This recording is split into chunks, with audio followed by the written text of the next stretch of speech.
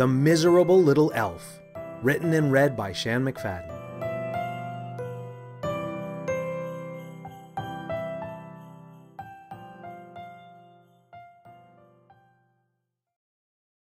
We all know about Santa Claus. We know about Rudolph and all the reindeer and the magic sleigh. We know about the toy shop up at the North Pole, where Santa makes gifts for all the girls and boys. And we know about the happy little elves that work there, joyfully building the toys that bring the magic of Christmas to children everywhere. But you probably don't know much about Kevin, the most miserable Christmas elf of all. Now, Kevin wasn't miserable about Christmas, not Christmas exclusively. He was just generally miserable about everything, and Christmas just kind of fell into the mix. He would sit at his desk at the toy shop with a gloomy expression on his face, moaning and complaining while the other elves happily worked away at their projects. Groaned Kevin as he shuffled through some paperwork. Toy production is down by 2.7%.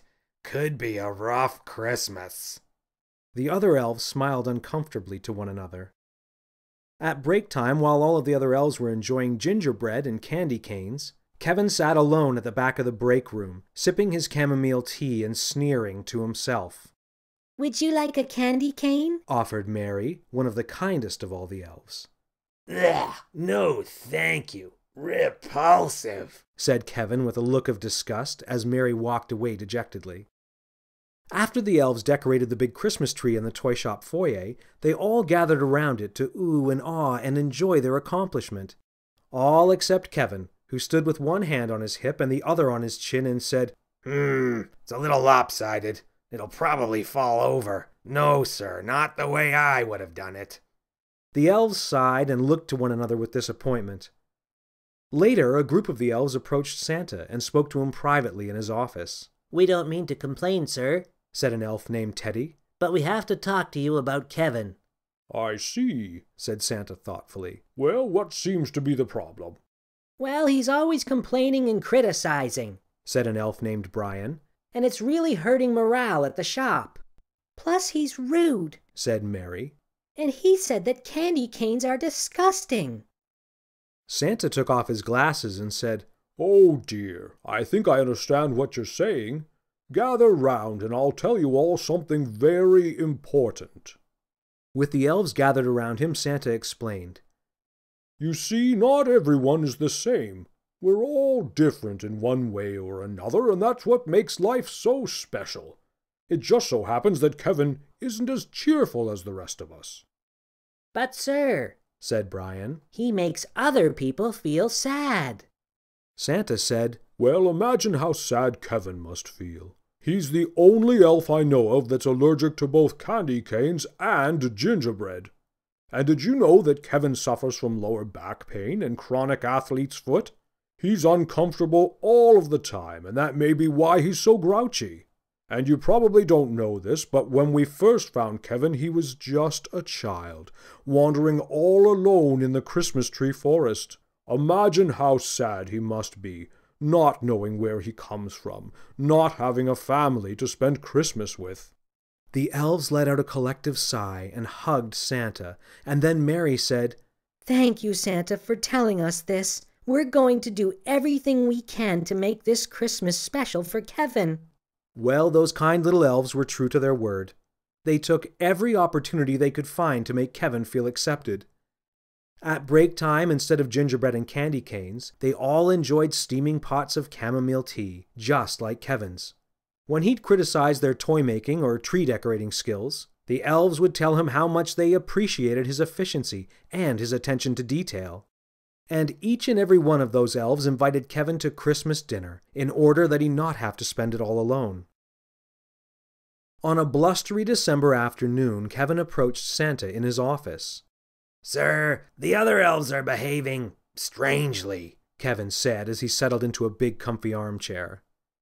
"Why, Kevin, whatever do you mean?" said Santa from behind his desk. "Well, every day they clutter up my desk with greeting cards and little notes that say things like, 'You're special,' and 'Keep your chin up,'" Kevin sneered. "Everyone's always patting me on the back and telling me what a great job I'm doing. And they keep bringing me pots of chamomile tea. Honestly, I'm getting sick of the stuff." Santa chuckled and said, "Oh, those lively little elves. They probably just want to show you how much they appreciate you." Kevin grimaced and said, Yesterday, Mary gave me a present. And you know what it was? An electric back massager. I mean, what the heck do I need that for? And Teddy invited me to stay with his family for Christmas and New Year's. Why would he think I'd want to do that? Santa grinned and rubbed his belly. Then he said, "Kevin, I have a confession to make. I worry about you sometimes. You don't seem happy and you have no Christmas spirit at all. I'm concerned that you feel left out of all the festivity that the other elves enjoy. So when they complained to me about your grumpiness the other day, I may have told them a few things that weren't true, to convince them to give you special attention." Like what? said Kevin suspiciously. "Well, I may have told them that you were allergic to candy canes and gingerbread," said Santa. Allergic? Sneered Kevin. No, I just hate the stuff. "And I may have told them that you suffered from lower back pain," Santa continued. Well, that explains the massager. "And I may have told them that you were an orphan." But Santa, my parents live in Florida, said Kevin. I know, Santa smiled. "But it was all done with the best of intentions. I thought that if you were shown true kindness and goodwill, you might stop being so grumpy all the time." Kevin sat thoughtfully for a moment, then said, Am I really that grumpy? "More or less," said Santa warmly. "But everyone can change." Kevin looked up into Santa's eyes, and for a moment his face softened, and he looked for all the world like a happy, joyful little elf. But then his eyes narrowed and he stuck out his lower lip and said, Santa, you lied. My parents aren't dead. I don't have any allergies. My back isn't sore. "Well," said Santa as he shifted uncomfortably in his seat, "it was just a little white lie, a little fib to help someone in need." Lying is naughty, Santa, said Kevin with a frown. Lying is very naughty. Santa looked shocked. But I... Kevin folded his arms and scowled and said, Naughty list. "You can't be serious," Santa sputtered. "Santa can't be on his own naughty list." Naughty list, repeated Kevin. Right now.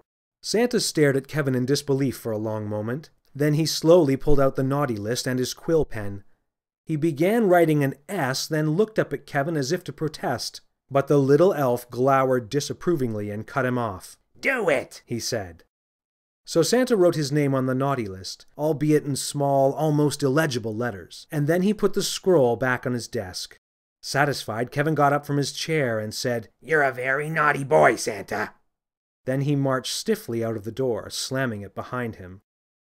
That year, the elves continued to shower Kevin with unwanted attention, which only served to make him more grouchy and unpleasant. He never told the others about Santa's lie, but he did insist that jolly old Saint Nick stay on the naughty list for a full year, just to be sure that he learned his lesson. And in some small way, the satisfaction of that actually made Kevin slightly less cantankerous than he was before.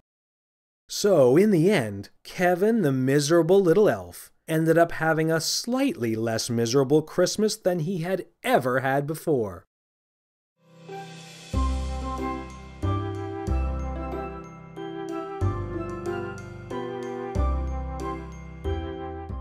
Written and read by Shan McFadden.